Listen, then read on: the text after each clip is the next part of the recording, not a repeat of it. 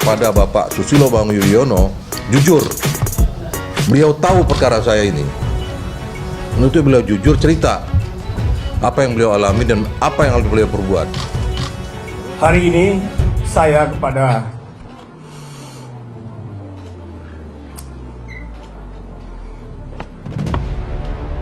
seluruh DPC, seluruh DPD Partai Demokrat minta maaf. Saya bersalah. Saya nggak tahu kalau akan lahir rezim diktator ini. Sungguh saya nggak tahu akan ada PO yang memberatkan kalian menyetor setiap bulan. Malu saya. Saya malu.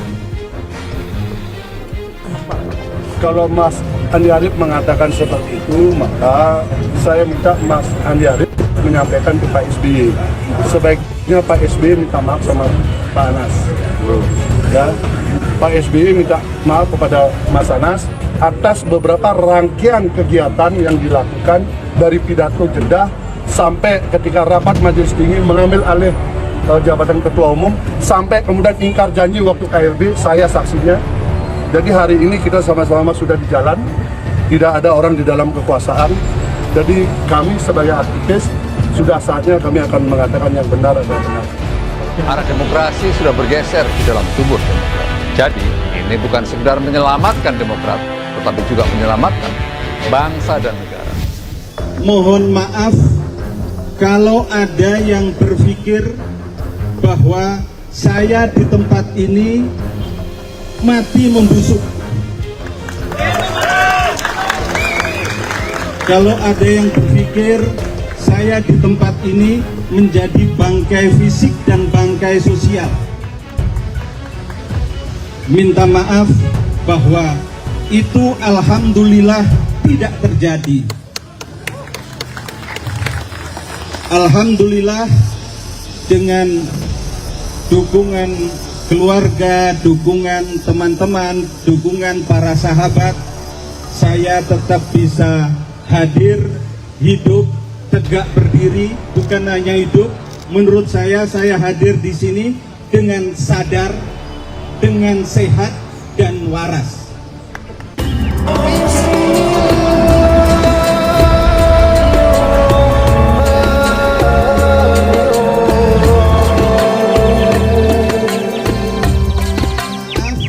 Kalau ada yang menyusun skenario besar bahwa dengan saya dimasukkan dalam waktu yang lama di tempat ini, menganggap bahwa Anas sudah selesai.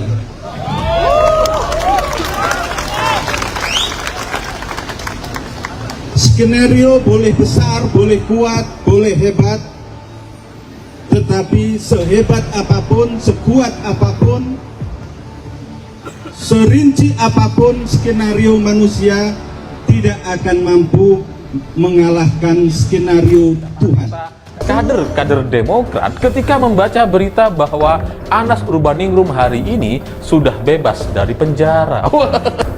Semuanya mendadak kepanasan.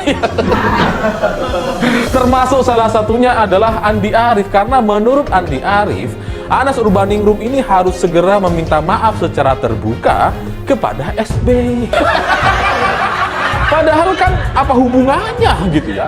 Kalaupun misalkan katakanlah Anas ini bersalah, dia korupsi, dia memperkaya diri dan sebagainya gitu ya, mestinya dia minta maaf kepada masyarakat Indonesia, bukan kepada SBY. Mei 2009 saya ditahan. Anda tahu kan? Pada waktu itu alat bukti saya apa? Hah? SMS. Sudah tahu kapan SMS itu dibikin? Dugaannya setelah saya ditahan. Artinya tahan dulu baru nyiapkan alat bukti. Untuk itulah ini saya laporkan, saya minta Bareskrim Mabes Polri mengelaborasi ini semua, mencari kebenarannya dari segi prosedur penanganan perkara dan lain-lain. Karena apa? Saya korban pemulihan nama baik. Saya minta aparat kepolisian serius menangani ini. Dan siapapun yang terlibat saya minta pertanggungjawaban. Jabatan hilang, karir. Terus sebagai jaksa hilang. Dan pendapatan sebagai pegawai negeri juga hilang sampai hari ini dan sampai kapan. Belum lagi keluarga, itu kerugian saya, baik material maupun imaterial.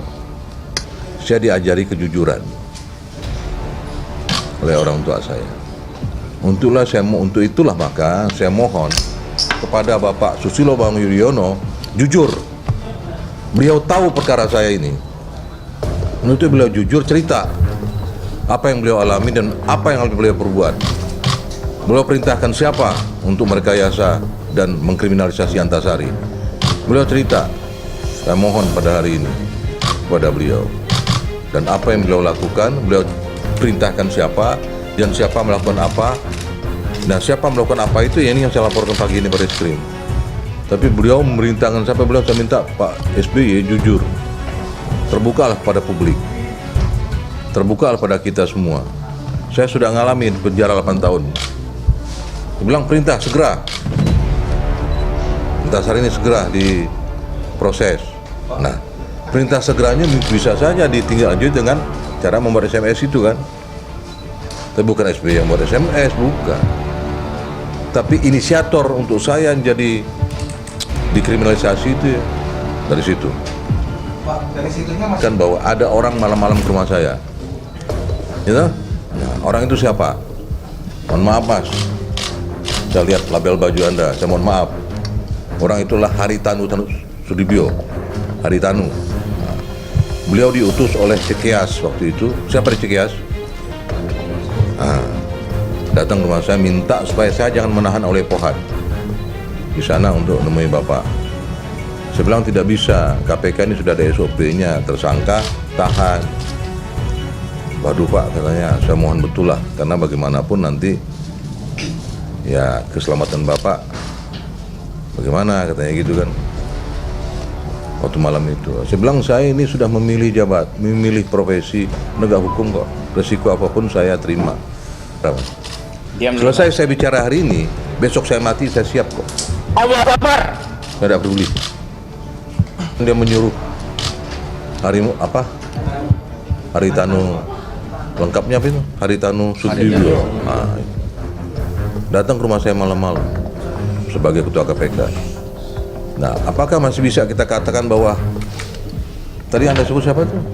Siapa? SBY tidak intervensi perkara. Ini bukti untuk tidak menahan oleh Pohat. Tapi saya tidak bisa. Terus katakan sama petinggi penegak hukum, Antasari liar, tidak bisa dikendalikan lagi. Proses. Nah, inilah yang terjadi.